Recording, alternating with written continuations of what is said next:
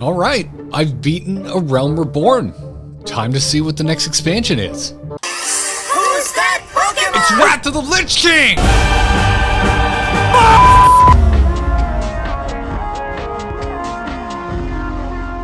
Greetings and welcome back. This is Grinding Gear. I'm Garrett, here as always with Kyle, and our first playthrough of Final Fantasy XIV continues as we take our steps into Heavensward. Dude, God, it's cool making these YouTube videos alongside this. It's been really rad having like so many folks watching at home, following along on our journey. But, you know, we see the stats, Kyle. We know 80% of you are not subscribed, but that's okay. Thanks for following along and maybe subscribe. You should subscribe. Do it. Anyways, today we'll be giving you a new player's take on the beginning of Final Fantasy XIV's first expansion, the Heavensward cinematic itself, and our prediction for where we think the story is going so that those of you who have played Final Fantasy XIV before can enjoy us being wrong as hell. Shout out to the comment section again, because y'all are like being really good about not spoiling things, but totally having fun with us probably being wrong on our predictions. I really appreciate it. It's very entertaining. It is frankly amazing. YouTube has gotten a bad rep. Twitch chat was a little rough on me. I know some kernels that I'm very upset about coming up because they could not control themselves. We read all of your comments on the YouTube here, and y'all have been absolute champions. Warriors of Light, one might say. One could say such a thing. Warriors of the Tease. Tease warriors? That sounds vaguely sexual. So let's talk about the trailer then. We have to go back. Let's make sure we think about it in its own time. Go back. Yeah, hey, I forget to. I totally forgot to do this, and this is like not me like baiting for YouTube comments, but this is something that I wouldn't have done without folks telling me to go do it, because there are a lot of folks in the comments saying, "Hey, don't forget, there's cinematics that you can go watch. They're in the game. Obviously, they're on YouTube as well." So yeah, I did. I went out of my way. You went out of your way too to go watch the Heavensward cinematic, and I'm really glad it was suggested, because like you and I are coming to this as ex-World of Warcraft players, which sounds dramatic. I'll probably play more in the future, but cinematics were always a really big freaking deal. Like when a new cinematic would drop, when a new expansion was announced, it was the first thing I wanted to go watch. I would frequently and still do like load them up on the big TV with the nice sound system and like sit down, and it's an event for me. Oh yeah. Yeah. But for some reason, I forgot that that's a thing in this MMO as well. Final Fantasy does these big, beautiful rendered cinematics.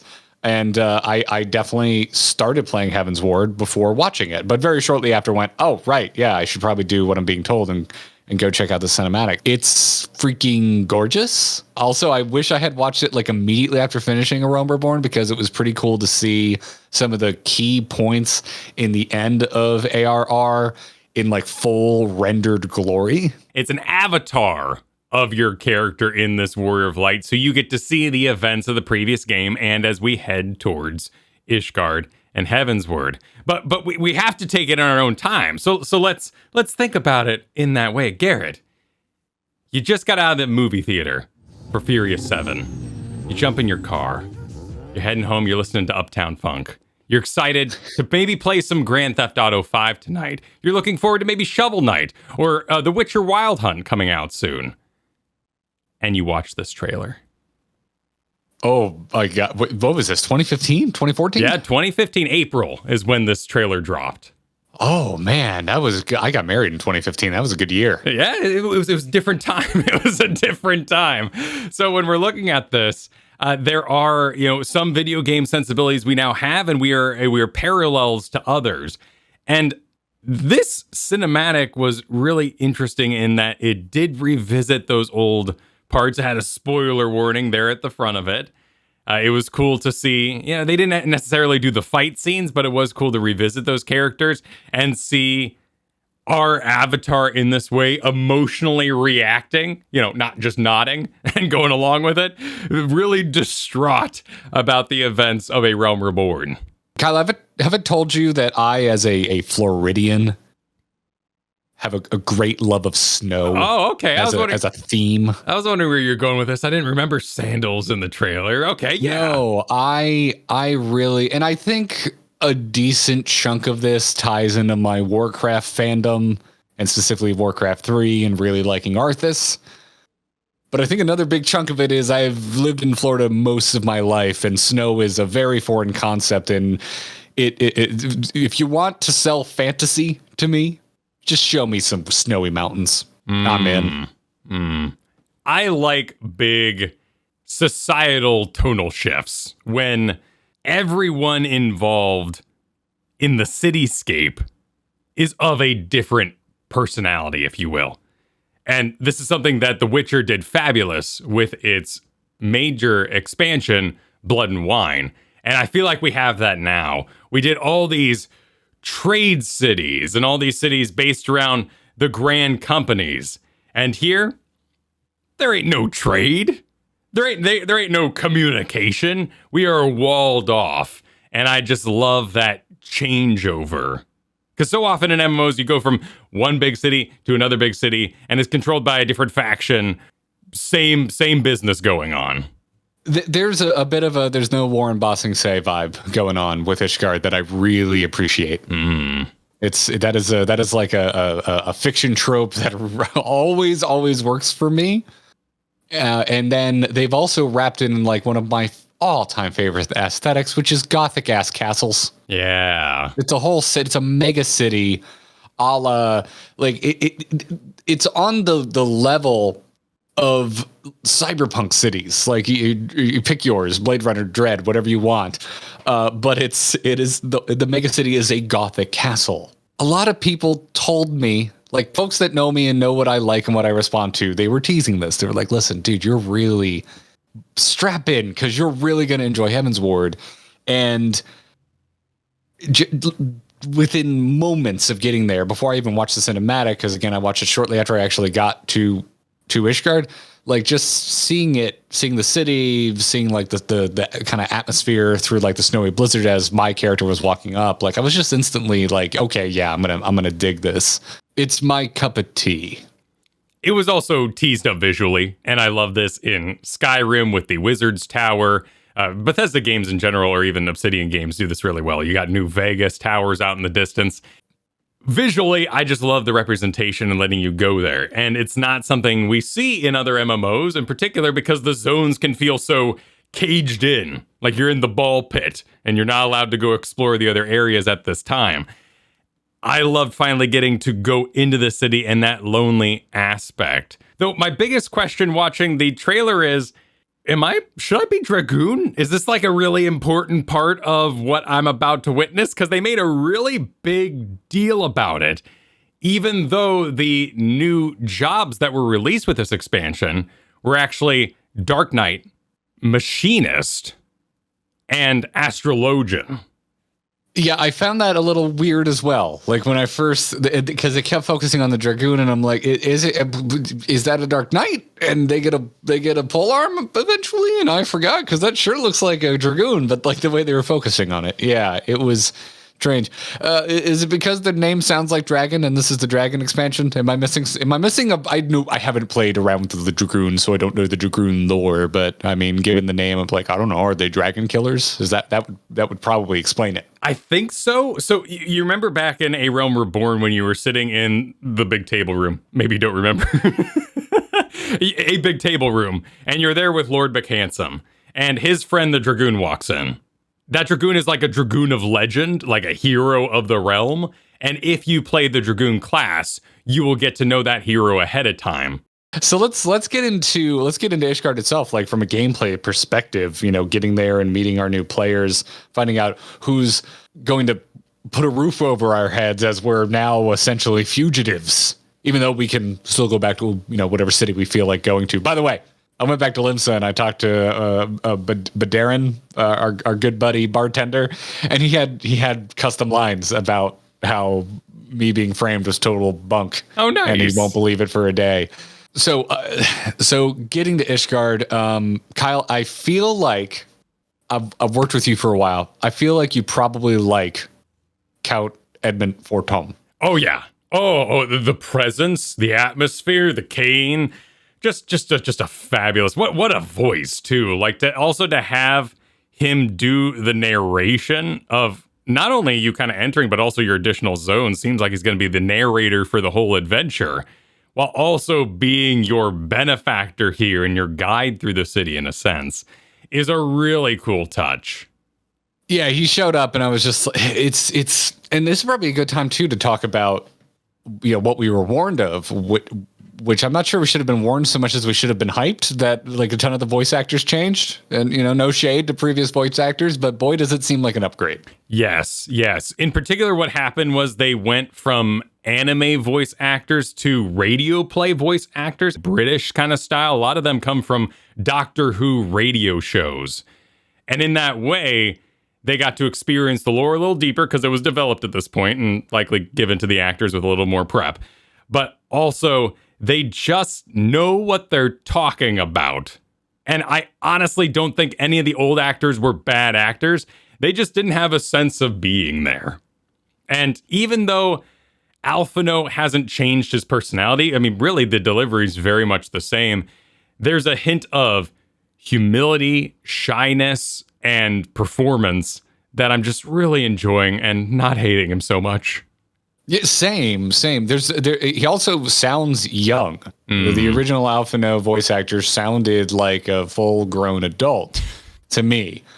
It was actually less shocking than I expected it to be. If anything, it matched my expectation of the character more, and I immediately accepted it, which is great. Spot on. But the Count has a special energy about them, and I am just so excited to dig into that world deeper. But my first question for our audience here is, was this a hub city? Because when I entered and it was empty, there's like 2 people hanging out by the crystal. I see maybe 1 or 2 like Dark Knights jump by, as MMO players jump. It's kind of nice. You're in the Forbidden City. Ooh, it's very secret. You're one of the few people that's allowed even in here as an adventurer, and we're gonna put you up in a very special house. It's gonna be very exclusive. But I have to imagine when this game was released, and at its height in 2016, that it was bumping, and all this theming was lost. Ishgard doesn't seem like a welcoming city. Like we're as the player character needing the Count to kind of protect us, provide us with papers, provide us with an explanation as to why we are there, which we already knew from A Realm Reborn. And the whole reason we started talking to Ishgard in the first place was to try and convince this nation to come back into the fold and actually help with this worldwide war. But there's a lot more nuance to it now that we're like stationed in Ishgard. Like the local authorities seems like there's corruption going on, and there's this like overbearing religious zealotry subplot, and it doesn't seem like a particularly safe place to be, and it feels a little overly militant. And so to me, like hanging out there now after the fact and the city being kind of empty works for me. I think it actually plays to the narrative, at least for the introduction into Ishgard. Absolutely. And they hit it really hard for me with the Warrior of Light being friend to children. A Realm Reborn, children loved you. They just think you're awesome. You're a champion. You're a hero. You walk in the door here, first thing that happens, scowly children. Ugh, I hate that guy. And if you go into like the underbelly of the city, they throw snowballs at you. I've been down there quite a bit. The Dark Knight quest takes you there. I didn't know that. I didn't notice. Yeah, well, when you go down that first ramp there into where things get scaffoldy, there'll be like 3 or 4 kids throwing snowballs at you. I know what I'm doing immediately after we're done recording this. Right. There is a depth to it that is just kind of explorable. There's someone, destitute around the corner down there. Like, it's a nice theming. It reminds me a little bit of Kirkwall from Dragon Age 2. I mean, we're talking tower cities. It's a classic kind of fantasy trope. Cyberpunk is full of this as well. The big wigs are up top, and the megacorps or religions are sitting in the sunlight. And then you have below that, and then you have below that, and then you have the seedy underbelly. As a high Star Wars fan, you just described Coruscant. Exactly. But there's also this element of that they immediately go into that's where the dragons hit first. Like, it's not only that we've established this as an economic structure, it's literally that when the dragons fly in, they attack the bottom first and then start climbing up. Yes, it's good storytelling, visually and written, right? Like you just look at that and kind of know like things aren't so great down here, but then they back it up with the way that the story plays out. And I gotta say, dude, I don't want to dip into this too much, but like, whew, it pairs well if you just go in and immediately start messing around with Dark Knight quests, because it plays into that immediately. So if you get your bearings in Ishgard and then immediately go and start doing Dark Knight, I think you're gonna have a good time, because I'm certainly enjoying it, and it seems additive to the whole Ishgardian experience. Well, let's talk about that, because we both walked in the door, said, what a beautiful main quest here you have. Oh, what a new job. And it just completely farted off for a solid most of the week for me. Yeah, me too. Me as well, because you what, Astrologian? Is that how you pronounce it? Astrologian. So it's technically an old French word, Astrologian, but in game, Lord Commander McHandsome and others say Astrologian. So I'm going with the in-game pronunciation. Yeah. So you started at 30 as well, then, right? Because it was a Heavensward class. Yeah. I really liked that. I'm already caught up to my summoner. I'm at 57 now. My summoner might be 60, but I'm good to go quest through Heavensward without a power penalty. I've been on I know I say this every episode. I have been on a journey, man. Since we last spoke, I learned how to tank in Final Fantasy XIV. Like, and someone grab a clip of me, God knows how many weeks ago, saying, yeah, I just wanted a really different experience from what I'm used to from World of Warcraft and the Old Republic. And I just don't want to be a tank again. We're both guilty. I'm now a healer, and I said the exact same thing, want a different experience. I'm toying with the idea of doing Paladin when I do the main story quest, or at least for the dungeons, because I still like that in the front, I'm the main character kind of feel to things. Astrologian hasn't exactly tied into the main story quest like it sounds like your Dark Knight has. It's more about like going around and looking at the stars and finding constellations, which are very impressive in the fact that you travel the world, look up at the sky, and there's actual stars there that they then draw the lines between and overlay the picture, a la the Greek gods. And it's part of the skybox, as it exists in the game. That's really you literally cool. Like the camera pans up to the skybox and then it draws the lines for you. Final Fantasy XIV's little touches continue to impress me. It's well thought out. It's pre-planned. It's rather amazing. Having now experienced a Realm Reborn, there is a trust in this relationship that is really, really enjoyable. So when I see things like the forgotten statues that have been destroyed, nobody knows who they are, I'm like, I'll probably find out about that, won't I? That'll actually be explained to me. I don't have to just be like, well, somebody had fun with flavor. I really like that developer. Good on you. That's a very pretty statue. I wish they had explored that. No, I actually get to be like, that's interesting. And I can't wait to find out more. Yeah, and as a matter of fact, as spoiler free as you can, folks watching, leave comments below with what you think are the most exciting things to experience in Heavensward. Not necessarily things we'll miss, but just in general, what do you think is hype worthy in Heavensward? Leave a comment below. Let us know. We'll make a little list and might help plot our course through this expansion. So, prediction time. This is where you and I, we get to have this controlled environment where we are free to be wrong. Where do you think the story for Heavensward is going before we experience too much of it? It's sad, Garrett, because I streamed. About 3 months ago, I streamed my End of a Realm Reborn patch content with Lady Iceheart, and that chat was very spoilery. Oh, that is not cool. No, it was not. It was not cool. So since then, I have stopped streaming Final Fantasy XIV, and I have decided to keep myself out of knowledge. So I know some major beats. I've been told. So I went to my friend, I'm like, are these all the major beats? And he's like, no, it's okay. It's going to be good. There's plenty for you still to discover. But I can't in good conscience make a prediction that doesn't involve the little tidbits that I know. And they seem like big tidbits. Oh, that's a shame. Yeah. That's a shame. All All right, I have a feeling that Iceheart is going to become a sympathetic character. I feel like just Ishgard in general, I don't trust them. Mm-hmm. They seem, the powers in control of Ishgard seem shady as hell. I would imagine there's going to be a moment where we possibly get run out of town before, returning and fighting the corrupt power. I have mercifully been teased, not spoilered. Like, so many folks in the comments have been like, oh, you sweet summer children, you have no idea where the story is going. I've heard so many different variations on that I'm just like, I don't know where this is all going. Like, we're gonna find friendly dragons. Like, I feel like it's too straightforward to be like, dragons bad. My hopes are definitely in the gameplay department, as I know story stuff.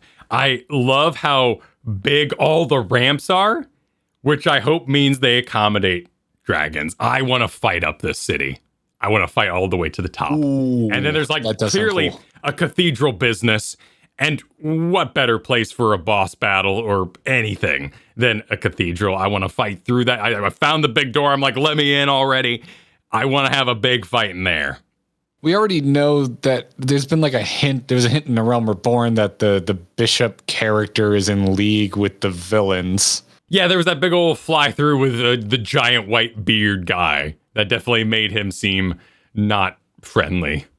Right. Well, and he's hanging out there with the black and the white robe. Oh, God. What are they called? Ascians?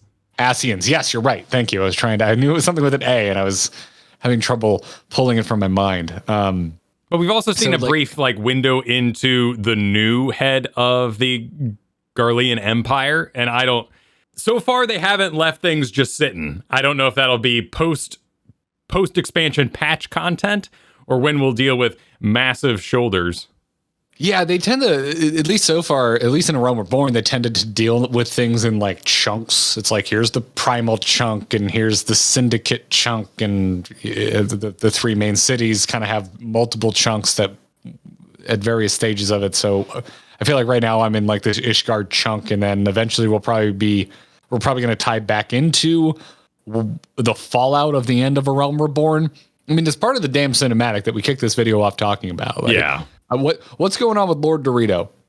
We got to get the team back together ultimately, and hopefully we get them back together for our big fight up Ishgard, which I think works well into your banishment prediction that we'll have to go out. So we're going to make some friends, but ultimately we'll end up outside the city, having to go back in, probably for their own good, to save them from themselves.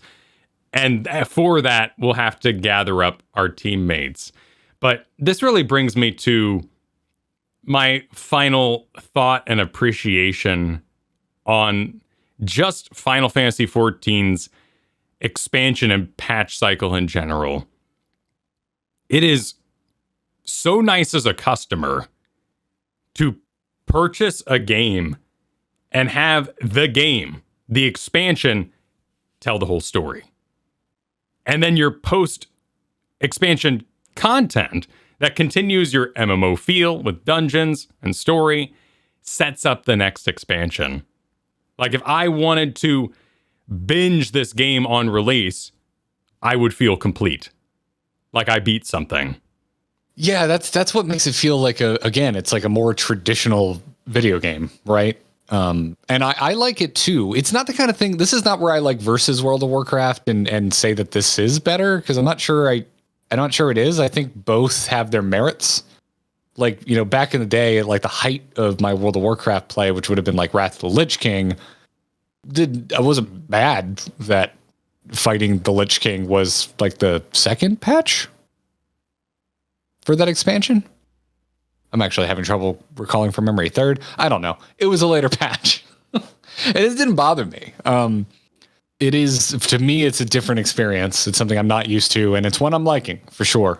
I'm really enjoying it. So yeah, that's where my brain is going around. I'm really enjoying Ishgard, but I'm also want to go kick Lord Lolo Dorito's butt. Like, I'm still like angry about that. I'm worried about my boy Raban. I love Raban. Poor dude. Oh, by the way, I didn't mention this in the cinematic when they show him kind of like the after time has passed in the cell with the long beard and the long hair. And I'm just, yes, just give me pissed off, one-armed bearded Roban. And I want to jailbreak him out of there and watch him just pummel some syndicate butt. Oh, he's great. He's great. And the subtlety of Lola Rito's mustache twitch. Very well done. Oh, yes. Yes, absolutely. So it's like, I am mostly patient, but that's still around in the back of my mind. My question is like, do we tie that up by the end of the first credits, like pre-patch credits, Heavensward, or is that like what we're doing in the patches of Heavensward on our way to the next expansion? I have no idea. Mainly because nobody ever hints about Stormblood at all. No one even talks about it. I've heard it's fine, like it's acceptable. It's not bad. I have no frame of reference for where we go to after Ishgard. Listen, I think hanging out with the Scions again could be maybe a little straightforward compared to what we're doing here in Heavensward. So maybe that's why no one talks about Stormblood, because it's a little more, I don't know, maybe it feels like a Realm Reborn 2. Yeah, a little run of the mill. Wouldn't be a bad thing, but wouldn't be as exciting as dragons are attacking. You're in a creepy gothic city and everyone you know is dead or in jail. Our heroes are dead and my enemies are in power. Bring on the gameplay. That's the start off point of Heavensward. Like it's great. The end of A Realm Reborn is the end of Empire Strikes Back. Everything sucks and I'm scared. That's going to wrap it up for this one. Thank you so much, everybody, for watching, listening, however it is you get this show. Make sure to like and subscribe, ring that notification bell so that you don't miss our new videos. We upload every Wednesday morning, so keep it right here on Grinding Gear for more Final Fantasy XIV content as Kyle and I go through this game for the first time. Also, to get in touch with us personally, my Twitter is @GarrettArt and Kyle is @KyleFerguson. That's going to do it for this one. Until next time, good luck and have fun.